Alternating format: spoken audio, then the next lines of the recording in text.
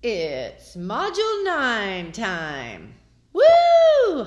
Last module of the class, which is both yay and boo, but mostly yay. Let's face it. So I'm still here coming to you from my condo in somewhere land, Virginia. I don't have my Shakespeare bust here, so I guess we'll have to do without Shakespeare. But wait, what? What? Oh my God, look who was in my shirt. Shakespeare! Shame on you, rascal. Okay, this week I'm going to do a little review of the class. I'm going to try and address that question one of y'all asked at the end of the residency, how can we use archetypes to our advantage? And that's basically what we're going to do. This week you're supposed to watch, instead of read anything, watch a filmed theatrical performance of a play. Not a film, but a filmed play. And your assignment is to start work on your final project. I wanted to bring up the paper portion of the final project. You'll notice that other than the first option, there were 4 options, and other than the first option, the dramaturg, which was to write a paper, the paper in the other options will only consist as part of your project. The other part is a creation of some kind, research through creative practice. So your papers will also be different. It doesn't mean that you need to have a mini scholarly paper. It will be scholarship, but in terms of a process paper. It's going to be scholarship where research your creative practice was your research. So you will be writing about your experience, your personal experience. So instead of always quoting from other sources like books, you will be considered the main source. So you can use phrases like, I think. You can use the word I, which often in scholarly papers you're not supposed to do. You need to say, like, one might think, and then prove it. And you say, well, I think, and here's my proof because I experienced it. So that's a little bit different than a scholarly paper. And sometimes it's intimidating to write about because you are the source. But on the other hand, it's super freeing to be able to be the source. So if you have any questions about that, again, reach out and we'll talk about it. Okay, so the main focus of this class has been on archetypal energy and what we could learn about it through engagement with theater. Now, this engagement can take place on many creative levels throughout a production process. And those could include things we didn't talk about: designers, directors, playwrights, dramaturgs, producers. For this class, we focused on the engagement done by readers of the plays, audience members, and actors. Now, for readers, audience members, and actors specifically, the engagement with archetypal energy occurs in the following categories. And these are just a few umbrella categories. In the use of the imagination, in the use of language, both read and spoken, in the ritualistic aspects theater can provide, in consideration of character and story, and in embodiment of the language and the character. So it's imagination, language, ritual, character, embodiment. Now, before I get further into how each behaves with archetypal energy, how about a review of what archetypal energy is? It is an energy, a force made of potential patterns residing in the collective unconscious, the deepest part, if you will, of the psyche, and therefore of great concern to depth psychology. This is where archetypes are born, if you will, in the collective unconscious. Now, an archetype is manifested archetypal energy. The original pattern is brought up through levels of the psyche into the personal unconscious. And that helps shape its manifestation and then into consciousness, where it is then seen, or if you will, to continue on the same metaphor, given birth to. So your whole degree in creativity here at Pacifica is on how different types of art or creative acts encourage this process. Because the creative act inherently involves all levels of the psyche.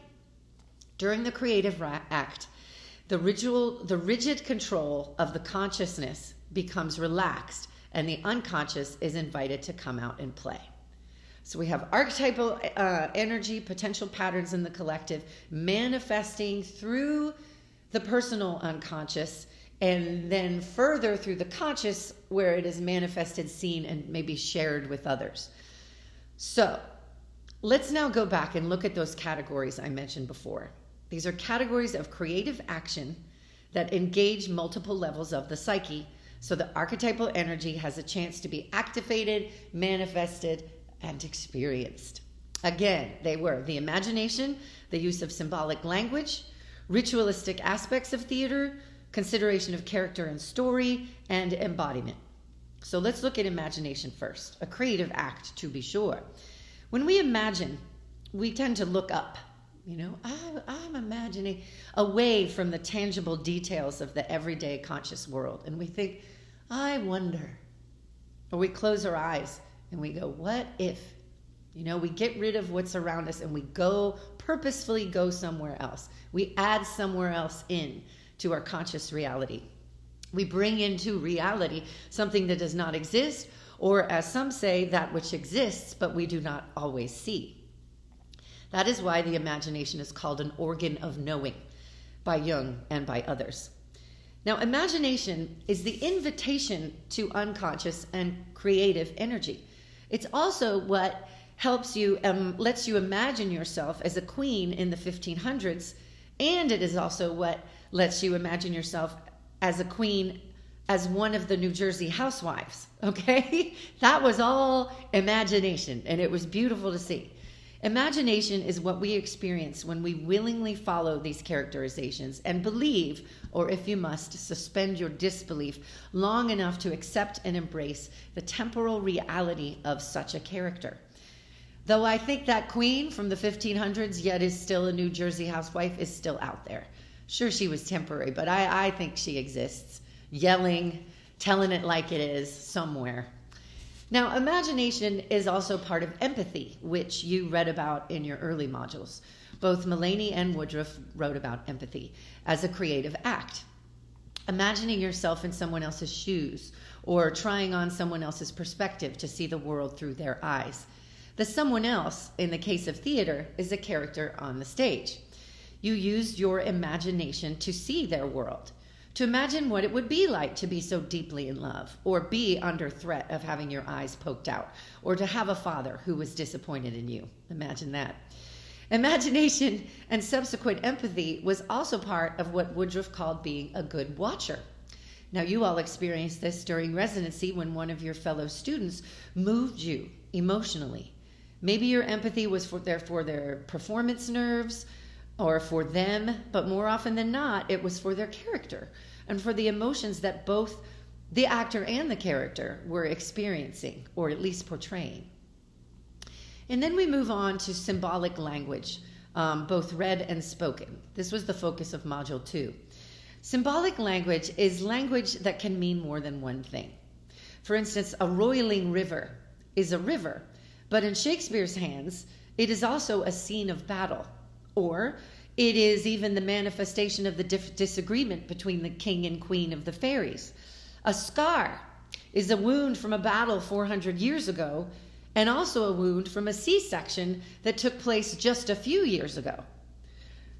So what is honor? What does that word mean? That is a symbolic word. Let's have a whole monologue about it, and Falstaff does. So a symbol points to what is not yet known or hardly known. It invites you to engage with it on some level other than consciousness in order to be understood. Symbolic language is often what you all call weird in your posts, right? Shakespeare's language is so weird. It was the type of language that perhaps initially alienated you from Shakespeare. I don't know. But y'all did the work to come to meanings, or you let them come to you. Symbolic language is not handed to you on a platter. You got to do some work. And hopefully what was once weird is now something full of possibility, as symbols are. Symbolic language is also understood through the speaking of the words, the experience of the taste and the feel of them. Pestered by a popinjay, hail some heat from Hermia felt, and of course my favorite, the letter O, and all the things that can mean and sound like. Then we have the ritual that theater can provide. This is category number 3. We spoke of the architecture of a theater and how it invites a threshold crossing. It invites a way to set aside a few hours for something sacred, or at least different. It arranges time in a meaningful way, ritual does. This was the focus of our Module 3. There is a communal agreement, a communal behavior, and a communal commitment of attention and belief. Now, we had a ritual of sort for our residency. For our performances, we had some quotes from Shakespeare about performing and about doubts and muses. And we had a gorgeous Orphic hymn about memory from Megan, and she lit some sage before the performances. All ritual, all ritual. And our residency itself had a ritual. We had a special form of hello, right? Remember the hugs and the sparkly fingers for I can't wait to play with you. We had dance breaks. I had a repeated technical difficulty every time I tried to share my screen, perhaps a ritual of some sort. We repeated a few things each day, ritualistically, in order to prepare ourselves to more readily engage with the new and the unexpected. So we repeated in order to be ready for the new. It's why I kept stressing fun. And I tried to provide fun things like making faces into your computer so you could relax that inner critic, prepare yourself to let out the freer, more unconsciously engaged inner child. Then we're moving on to consideration of character and story as another way to activate and experience archetypal energy. The consideration of character and story engages deep levels in our psyche. And this was the focus of many modules, but especially 4 and 7, and indeed the residency itself. Here is where Shakespeare manifested archetypal energy into a character, and then you then manifested the character further into something new, a blend of both of you. This is what Harold Bloom, way back in Module 1, was talking about when he said, we are lived by drives we cannot command, and we are read by works we cannot resist. The character acted archetypally for you, as a potential for you, a pattern, and you engaged with this pattern in order to manifest it and bring it to life. Now, some of you described this as letting something in, and others described it as letting something out. I told you of my Richard III experience as a very young actor and of possession by this something. But this letting, this invitation, the meeting, the blending, the possession, this is all indicative of archetypal energy at work. You also learned how to consider a character as another human being with a psyche of their own. And by studying them and their psyche, you learned more about the psyche and thus more about yours. And because with this sort of perspective, you are able to see sometimes the mystifying actions of some of the characters as moments of their own archetypal energy at work. And you also learned a tiny bit about story and how the external tale Shakespeare told mirrors the inward psychic journey of the characters, Joseph Campbell style. All of this consideration of the character and their story was engagement with the imagination again, with the engagement of the unconscious, the engagement of belief enough to let emotions fly. Now, emotions, the bridge to archetypal energy, we certainly learned a lot about. You learned a lot about those signals, as it were, of archetypal flow. Those were the things that surfaced and surprised you. They were often unexpected, that behaved as archetypes do, with autonomy, and as often as a deep desire to be heard and felt despite what our conscious minds had to say about the matter. And as we learned, also, we learned about the power of embodiment, about what may have been going on when once you stood up and started moving, maybe suddenly the whole speech made sense, or it took over, or it led you to emotional and physical places you did not expect. Ricardo said during residency, it all comes back to the flesh. And you heard a lot about how embodiment is the main part of the art of acting, inhabiting literally words and the emotions that spring from them. Many of you described embodiment as another way of knowing, of making meaning, of allowing and processing archetypal information. This is somatic knowing, right? This is something very different than intellectual or rational conscious knowing. Embodiment allows for experience to be the teacher instead of thought. And learning by doing is the whole MO of this class, of the Pacifica program. Research through creative practice, arts-based research, whatever you want to call the moment when you put the book down and you actually try something. So how do we use archetypes to our advantage was a question posed as something you hoped I might answer in this lecture when I asked for requests of content. And I'm going to answer that next. But anyway, what I did before was basically a very short overview of some of the things we learned, some of the words you might be able to use as a vocabulary in your papers, a vocabulary to help frame your experience in this class. Okay, how do we use archetypes to our advantage? Practically speaking, during the creative act of theater, archetypal energy can be invoked by the actor. The stories of the plays can resonate on a collective level, and the whole experience of a night at the theater can be deepened by consciously applying symbols, language, characters, and stories, all of which are more than what meets the eye. You could put on a play about people involved in a very specific situation and that took place during a very specific time period and treat it as a sort of slice of time, right? Something that happened once and will never happen again. Or you could use archetypes to your advantage and you can treat the one example, the specific story in the specific time, as something that has always happened in the great human story and that will keep happening until the end of time. It's an example. It's not the be-all, end-all. That is using archetypes to your advantage. It's an advantage. It makes the play better and more meaningful for those experiencing it, whether acting in it or watching it. And you could also look at a character in Shakespeare and wonder how you could ever find anything in common with them, you know? But if you search and are open to any present archetypal energy, which would involve using your imagination in order to search, you can find in the end a lot in common and learn from that, which all of you did with your speeches. You gave archetypal energy a chance to be heard, seen, or felt. And you did that when you watched each other. This was all to your advantage. And that is why I did not want to put Shakespeare on a pedestal. That is not using archetypal energy to your advantage. Holding Shakespeare precious, holding him right and correct and the best and the smartest does not allow you in. I mean, think of all you would have missed out on this class if you did not push past that. Push past the pedestalness of him to really gain the richness, the experience, the embodied knowledge of what Jung was referring to when he said, beneath the surface, everything was seething with life.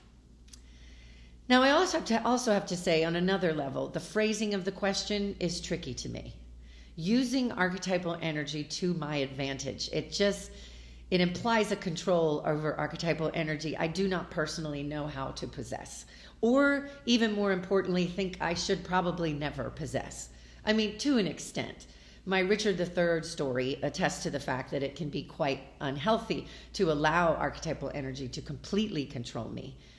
But perhaps the main advantage of the force and the autonomy of archetypes, perhaps the main advantage it can bring you is a simple understanding of what is happening to you.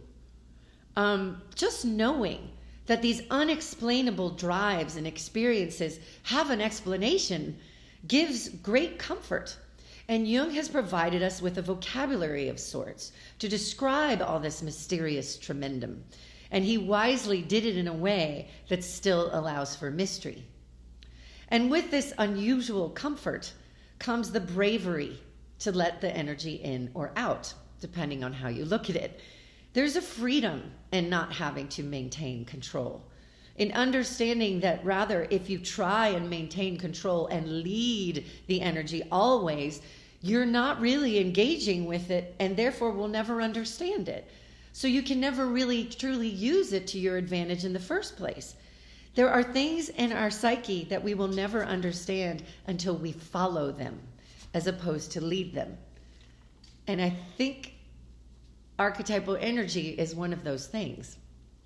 So with an acceptance of this sort of behavior, with this sort of perspective, comes humility.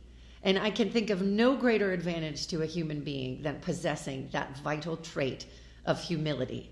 It makes you free and it makes you strong. So there is my rather philosophical answer to that question. All right, y'all, that was it. This is our last lecture. It's been a joy to guide you down this theatrical road called Engage Shakespeare.